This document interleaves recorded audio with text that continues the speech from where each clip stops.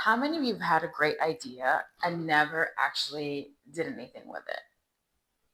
If you're nodding your head right now, trust me, you're not alone. It was me too. So, today we're going to dive into one of my favorite innovation books and one of my favorite innovation stories. We'll take a look at the lean startup and what principles are in that book that you can use right now. And we'll talk about Howard Schultz and how he tested this Starbucks phenomenon before Starbucks became a household name.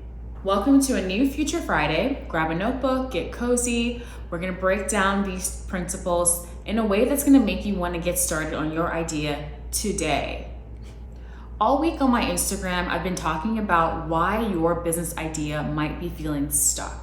I did a breakdown of 5 questions to answer in order to test your idea and 3 days of principles around what it means to validate a business. Today, I'm giving you a quick dose of insights from my go-to sources. Now, I know we're busy, so I'm gonna give you the Spark Notes version of the Lean Startup. You want to go straight to chapter 3, where Eric talks about the build, measure, learn loop. Easy to remember.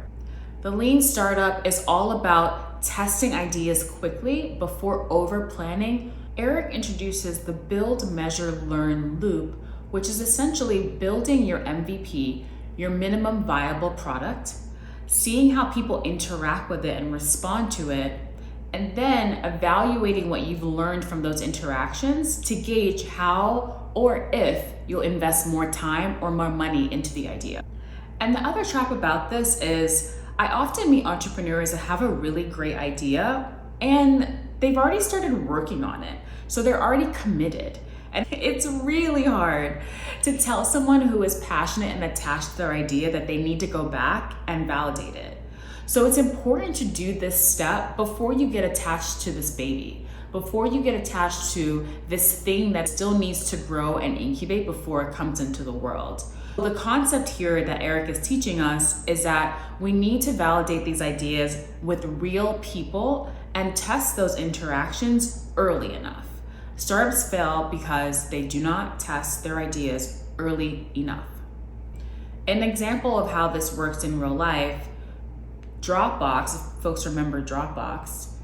Dropbox was created by producing a 2-minute video that was sent out to customers to validate their understanding and the use cases for it before there was heavy investment into the software. Something like that, especially where it would take multiple layers of investment and multiple layers of testing to bring to life, is really important as an MVP. The bottom line is, if you're not testing your idea in the real world, you're only guessing. Okay, now my quick 2 cents on Howard Schultz.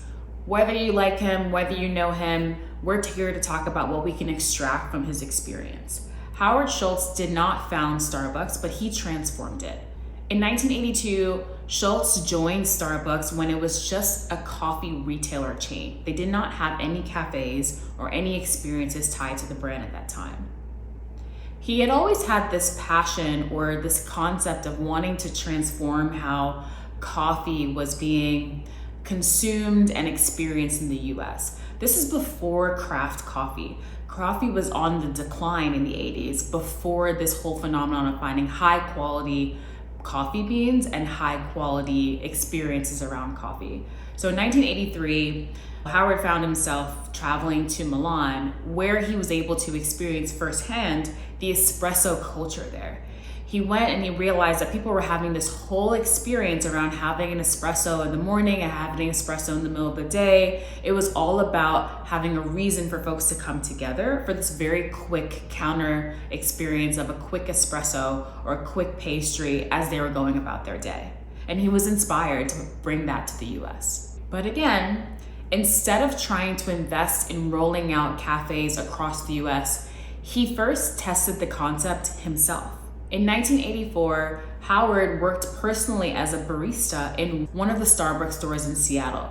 He had about 100 square feet where he just put up a countertop and he was serving espresso in this one store to test whether or not it would have the same kind of communal viral effect, if you will, that he was seeing in Milan. For one whole year, He did this as a barista and was studying people's interactions, learning from folks. At first, they were just serving plain old espresso. And as he continued to interact with people, he realized that people wanted to be able to customize their order. They were adding different kinds of syrups and milks. They wanted cortados, they wanted cappuccinos. And this is how this concept of Starbucks started to come to life. He did this for one entire year in one store of Starbucks in Seattle. And during that time, just in a couple of weeks of doing this, according to him, the store where he had the cafe was seeing 500 customers a day, whereas the other stores across Seattle were seeing 200 to 300 customers a day. He started to notice that people weren't just coming for their morning coffee, they were coming at midday. They were creating a meeting around coffee. They were creating reasons for them to get out of their office or get out of what their routine was in order to have this other opportunity to communicate with other people and create this interaction of a reason to gather around coffee. What he learned was not only that there was indeed an opportunity to revolutionize the coffee experience in the US, but that people didn't want just coffee. They weren't coming just for the coffee, they were coming for the whole experience. And that was the basis upon which he started to build out this idea of the cafe culture. Despite his efforts, Howard was not able to convince the founders of Starbucks at the time to create more cafes across Seattle and in their territories. They saw the cafe as being the restaurant business and did not want to enter that industry. So around 85, Howard left to start his own cafe chain called Il Giornale, something like that. And the Starbucks founders invested in him. He was selling and using Starbucks beans and coffee in his cafes. He fully fleshed out demand, started to see the business grow, and turned his cafe Il Giornale into Starbucks and into the global chain that we know today.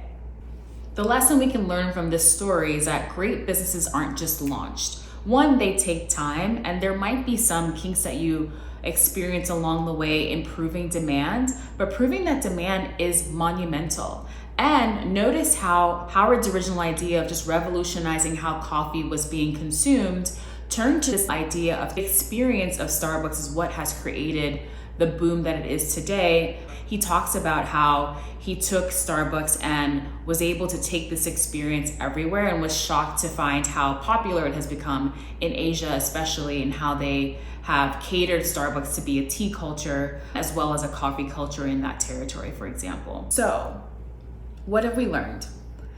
If we want to build something that people actually want, we have to start testing and stop guessing. Please drop me a line in the comments if this video gave you even just a teensy-weensy bit of energy to take action on your idea. And let me know if you're gonna read The Lean Startup or gonna check out at least chapter 3 for your future Friday routine, or if you appreciated how I incorporated a founder story with my book insights on this topic. I'm trying out new formats. I would love your feedback. You know, feedback is my thing. Wishing you the best of luck. You got this.